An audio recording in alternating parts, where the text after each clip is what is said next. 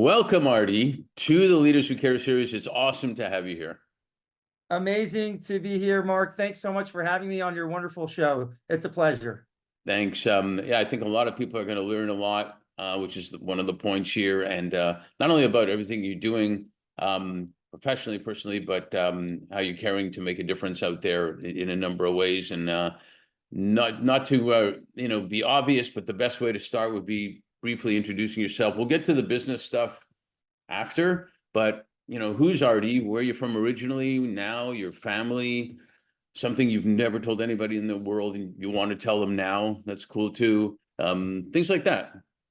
Yeah, great. So I'm Ardy Arianpour, CEO and founder of Seqster, and I was lucky enough to be, raised in San Diego, California, America's finest city, where, at a very young age, I felt the abundance of just life sciences and healthcare energy.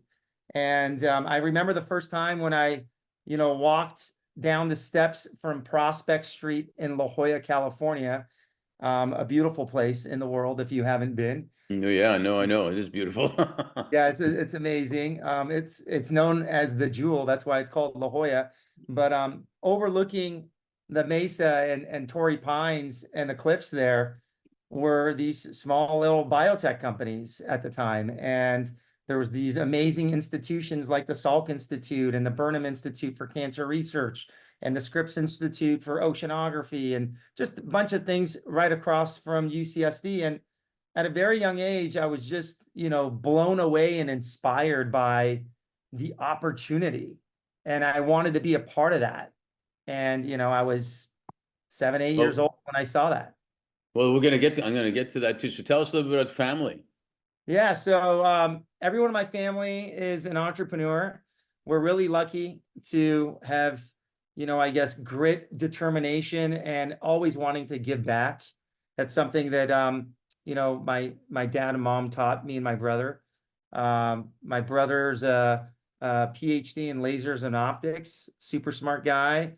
Both my parents were entrepreneurs and made businesses themselves in America, and were able to put food on the table so that me and my brother can have an opportunity at the American dream, and keeping that alive. For those of you that don't think that's alive, I'm a perfect example actually of it not being alive but thriving, and that's because we've always been mission oriented, and that's where Seqster really comes in.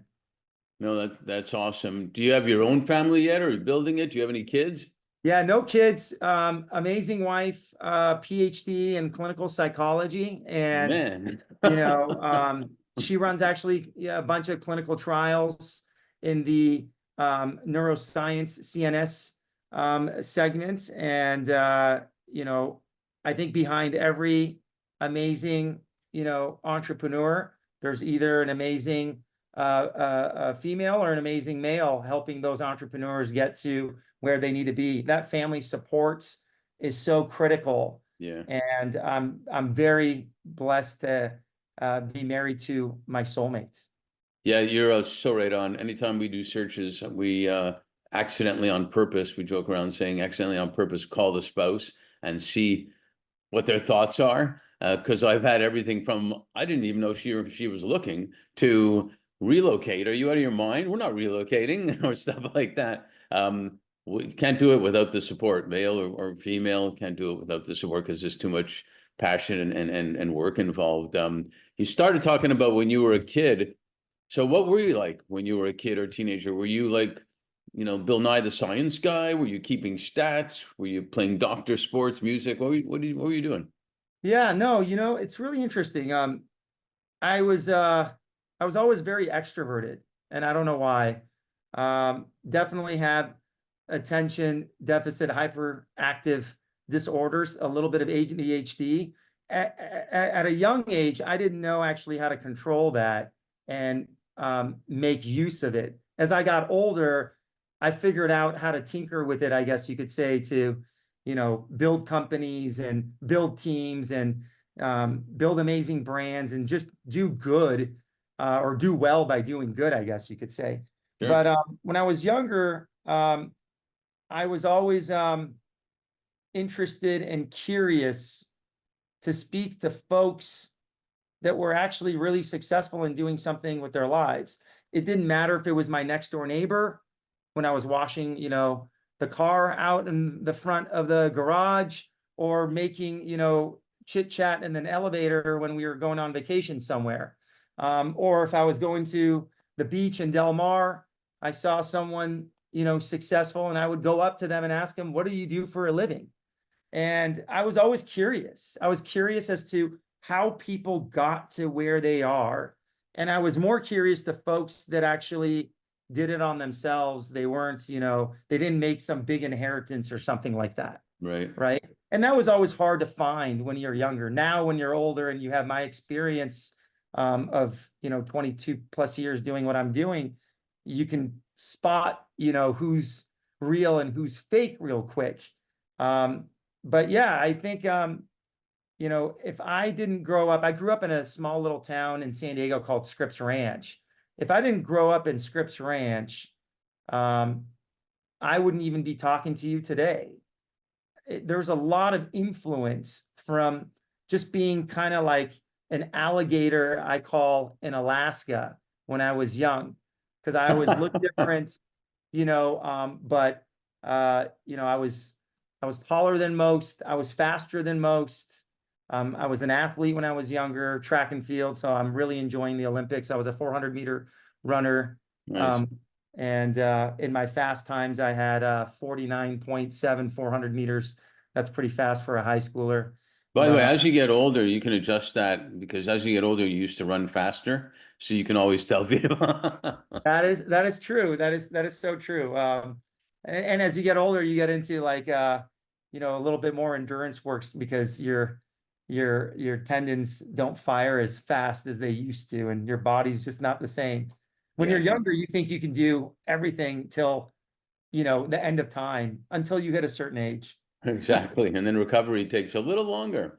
That's right. But the cool thing about getting older that people forget is that your brain actually gets stronger.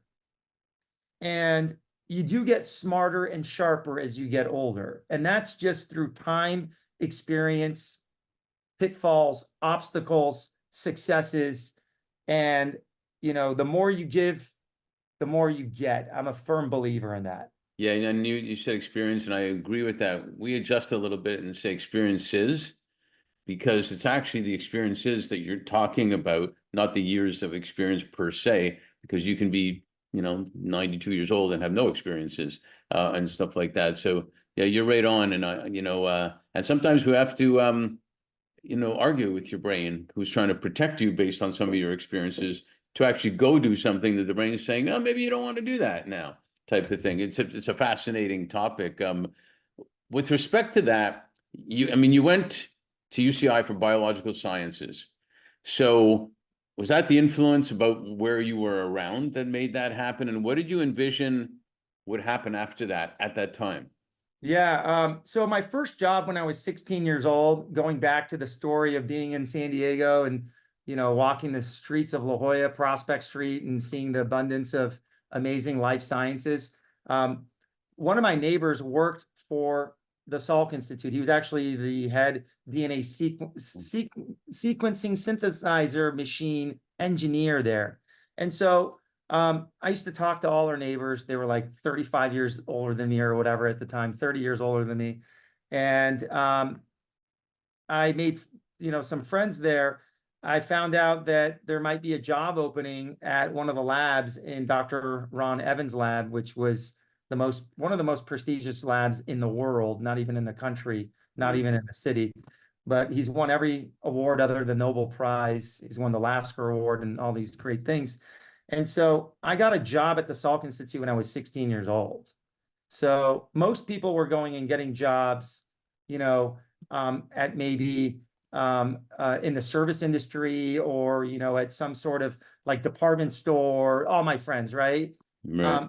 I was very lucky, or I guess I hustled it, whatever you want to, calculate, to get a job at the Salk Institute. And that's where everything opened up for me, because I was able to work with these amazing Harvard, Stanford, Ivy League postdocs that not only had PhDs in genetics and and different disciplines within sciences, but they were doing their postdoc, and most 16-year-olds didn't even know what a postdoc is. I think most 50-year-olds these days don't even know what that is, unless you're in some sort of academia and you respect that kind of industry. So from there, I thought, hey, I'm going to go be pre-med. And so I applied to a bunch of schools. I wanted to keep my job at the Salk Institute. I landed at UC Irvine for School of Biological Sciences. And then it was very hard for me, very difficult times. And maybe my ADHD got in the way. Maybe, I wasn't the best in as being a student, I guess you could say, scholastically, because I was just thinking way beyond creatively, I guess. Probably. And then I realized that, it wasn't really for me, but I still graduated with my bio degree, and then I got in the life sciences industry at the age of 22. I went on 41 different interviews. It was a really bad time in 2002. It was right after 9/11. It was really hard to get a job. And the markets were not well at that time. And unless you had like 5 years of experience, no one was hiring you. Yeah. And so I tried to get into pharma. They denied me 41 times. And then I finally landed in a research and development company that was, doing all sorts of things from cloning to qPCR to lots of things that I knew at the Salk Institute. Long story short, that was the last time I actually had a resume. And then from there on, I got recruited to another company after 2 years. And then I blew the numbers out of the way in sales and marketing for them. And then I got recruited again, and I got into the corporate world. And then I became a biotech executive in my late 20s. And then I landed my first startup that recruited me in Orange County. And that changed everything, because I learned the startup world, and that was at the age of 28. And then that company sold for $1 billion. And I was part of that, growing that company from being employee number 19 to over 1,000, learned a lot, did a lot of great stuff for the world, and freeing gene patents for breast cancer patients. My mom's a breast cancer survivor, so that was really personal for me. And that was, again, I learned more about how the mission is so important when you're doing something and not just the dollar. Yeah, that's amazing. And so aligned in our conversations and everything, and even aligned in our firm, because we've launched our firm based on the fact that leaders in their organizations, whatever the organization was, can always do way better when they're doing good at the same time. And you've obviously had an early understanding of that, where you're always looking at the mission and making impact on whether it's customer experience or people's lives. You are, and no better arena than in healthcare to impact both the physical and mental lives of people. So can you share your thoughts on how and where you see the sector is going forward in terms of a lot of things, R&D and data, super important, to even self-care at home, where hospitals are going to become more data centers in a lot of ways. Yeah. And having an economic model where it does work for business and people and humanity. Yeah, I think there's a lot to unpack there. I will Yeah. also add, actually, and I'll start with actually artificial intelligence. Mm-hmm. It's the number one topic now, but what people don't understand, and the reason why I'm fast forwarding to AI or generative AI on this, which falls into technology, and then I'm going to go backwards to all those things that you just mentioned, Mark, is because without the right quality and right fidelity data, you can't make AI meaningful. You can't achieve results without high quality, high fidelity data. And so within healthcare, this is what's so amazing. And, if I go back to really being 16 years old, gosh, what is that? I'm 44, so you could do the numbers. I mean, I've been doing this for 28 years? That's a long time, right? That's a lot of experience.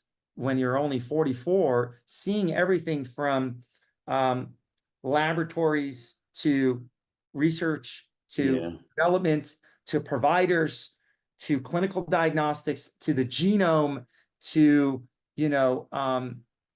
uh, health tech making a difference, all the way to now AI. I've seen it kind of all. I've had experience with it all.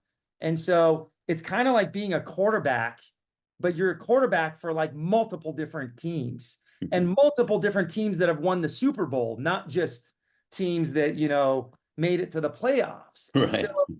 this is where I've had this amazing wide perspective on the industry. And I'm so inspired, energized, as you can hear it in my voice.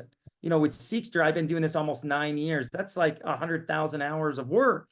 Mm-hmm. That takes a lot of energy. And then to be able to bring that energy not only to the team, not only to every conference, not only to every trip, not only to every podcast, you got to be doing something that's really meaningful. And so at the end of the day, what does it all mean?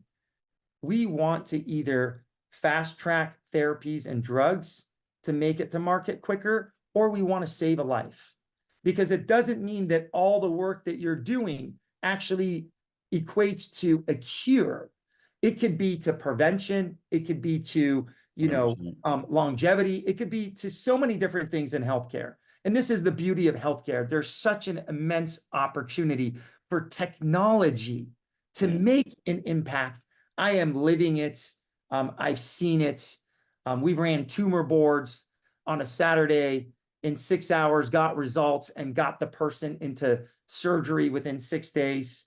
That's an example. That's that was my 69-year-old father at the time. So it's amazing to have built a technology with our team that has actually touched lives, whether it's our families' lives or strangers' lives or impacting patient lives at scale through a clinical trial. Yeah, that's yeah, right on. It's like, why are we doing all this, right? It's for those purposes. And if it becomes a good economic model, and I always believe you can have an economic model that does sustain the giving back, the good, the cause, or whatever. In fact, it usually goes beyond sustaining that. The economics actually gets better if you do it properly. And I wish more investors thought like you, right? And so when we first started, no one wanted to invest in us because they're like, oh yeah, this is never going to work. And they were actually dead wrong. Some that did invest were dead right. That's because they believed in, the team and, who we put together that had the experience and the vision. But a lot of people still don't think the way that you do and what you just stated. And I think that is so important to focus on because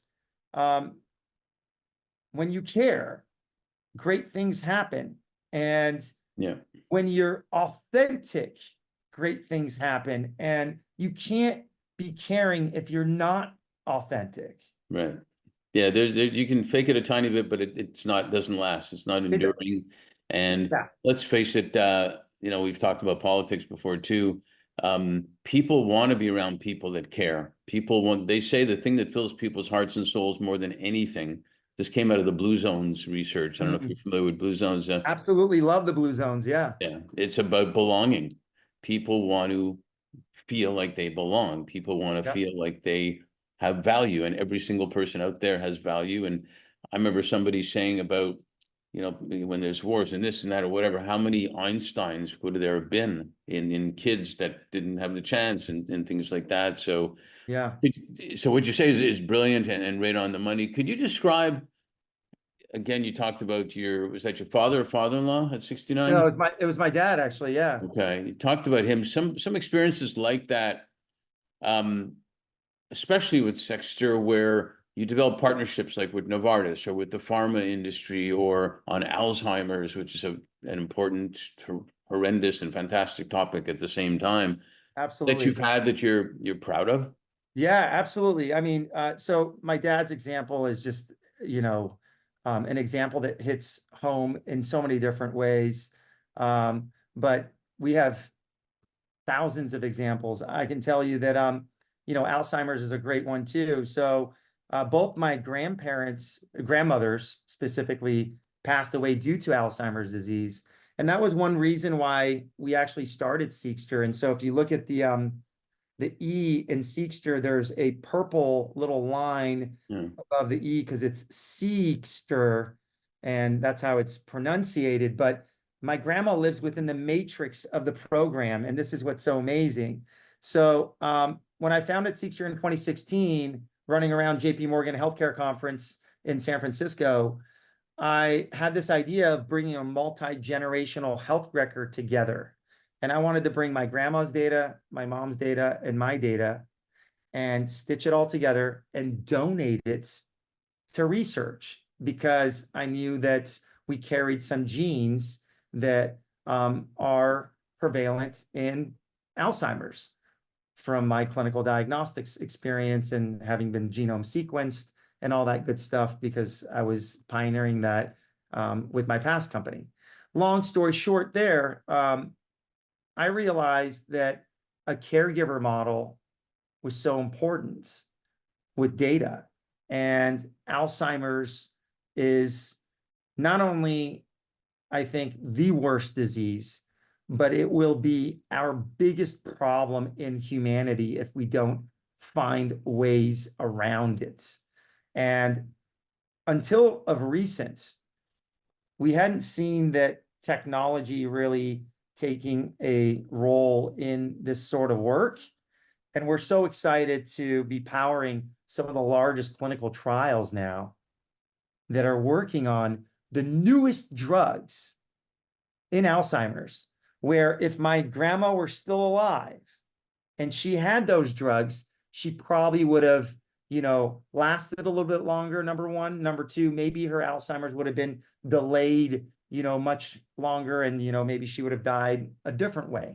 Right. And so it's so exciting for me to be, young and having an opportunity with our technology to give back with something that affected both my maternal and paternal grandmothers. They both actually passed away due to Alzheimer's disease.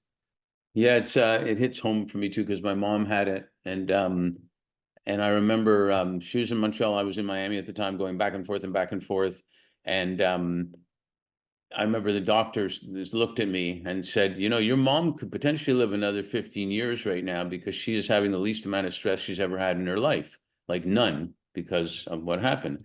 And then he just looked at me and didn't say anything. And he was saying the stress is going to kill me before my mom, basically.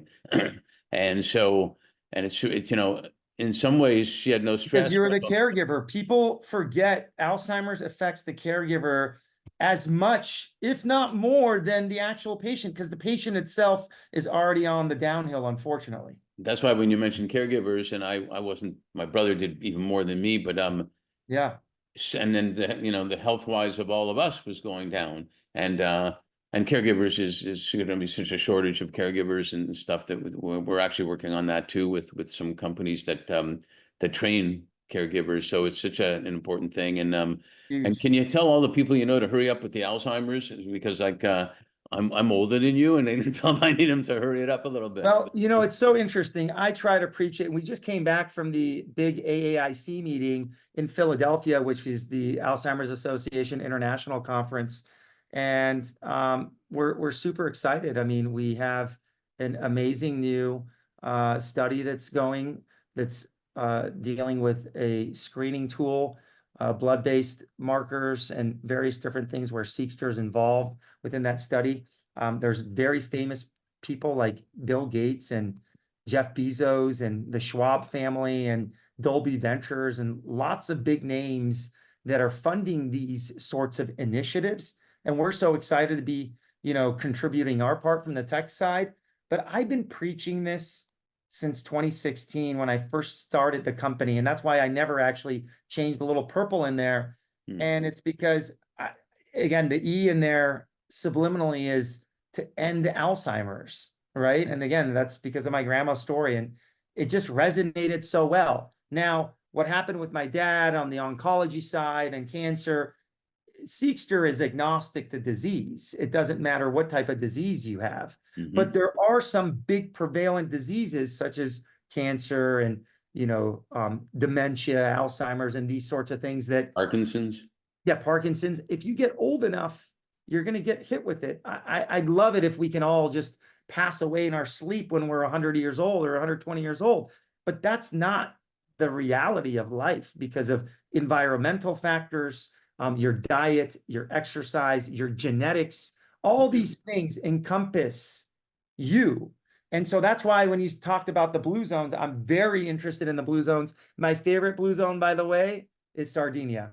Oh man, that's incredible. You know what Yeah. my most surprising blue zone is where the Seventh Adventists are, like around Yorba Linda area. Yeah, you're right. That is really interesting. I would have never thought that the Yorba Linda area in California would have been a blue zone. It's because the Seventh Adventists, their way of life is most related Yes. to it. And so it Well, just probably happened there. because they give back and I think a lot of that has to do with it too. It's not just, there's probably a couple different factors that we haven't thought about, right? It's not just, drinking good Mediterranean olive oil. Although I like olive oil and that would work for me. That would work for me with some wine and some really good bread. And that's all I need, salt and pepper. So we do a lot of work in mental health. In fact, we'll talk about that. Yeah. And so I saw Dan Buettner, who's the founder of the whole Blue Zone thing, at a Lake Nona conference we were at, and he Amazing. still clearly emphasizes the belonging part. He said having a grandparent in your home is so contributory to your health. Having book clubs and people coming together, belonging. What it does, because it's more than it's mental and physical, and not to get into too much of this now, it's the energy, it's everything that goes around, and then that really makes an impact on us. In LA, this, we say that we have to leave them wanting more so we can do a sequel. So we might have to do multiple sequels here. But I do have one last question here, maybe two last questions. They say the fourth industrial revolution is about technology and AI, and it is to a great degree. But the fifth is really about humanity. And you kind of alluded to it before, like, why are we all doing all this? It's not just because. It should be to make our lives better, longer, better, engaged, to make purpose and all that.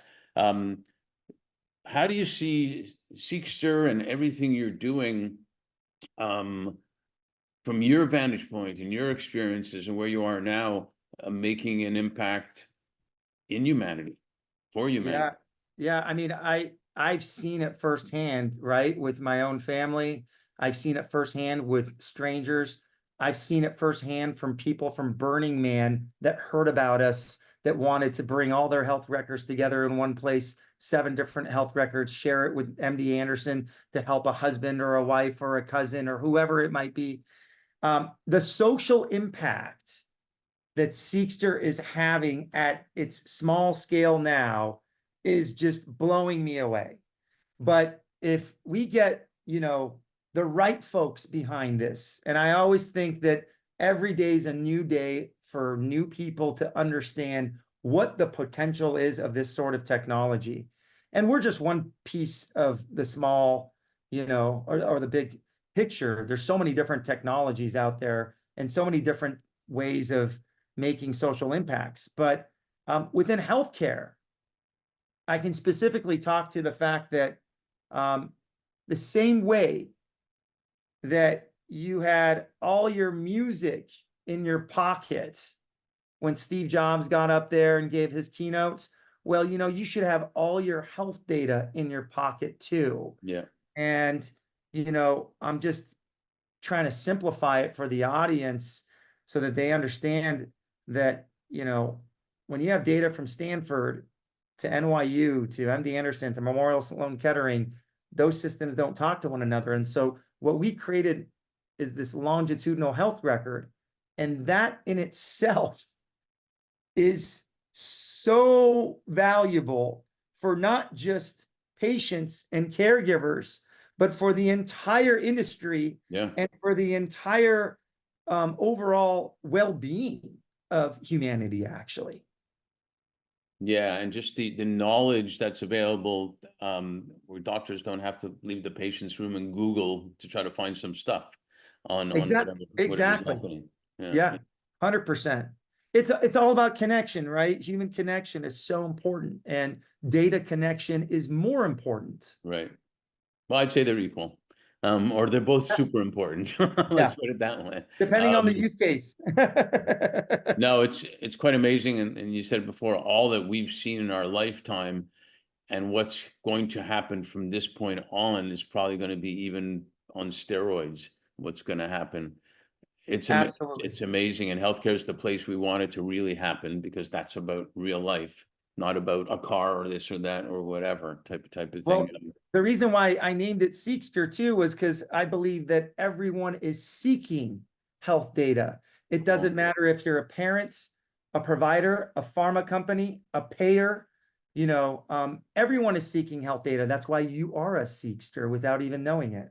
Cool. Always wanted to be a Seqster. Definitely are. I mean, you're more of a Seqster than I am. I I'll don't give know. you a shirt. I don't know about And a that, hat. but yeah. Last question here. A client told me in 2021, they said to me, Mark, 2020 was the year that flew by slowly.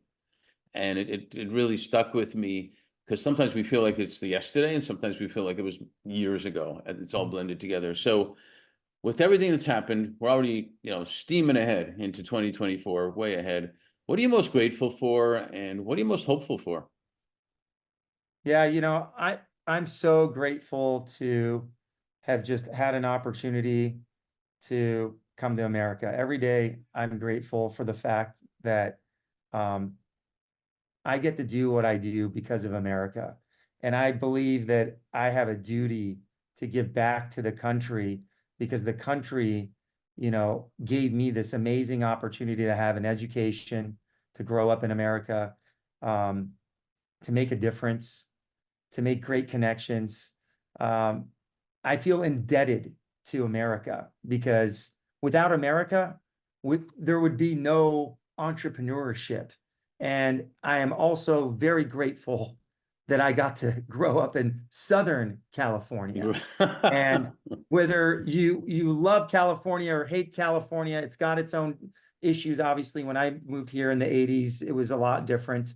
But look, there's a reason why we have the sunshine tax, and that there's a reason why Google was invented here. There's a reason why,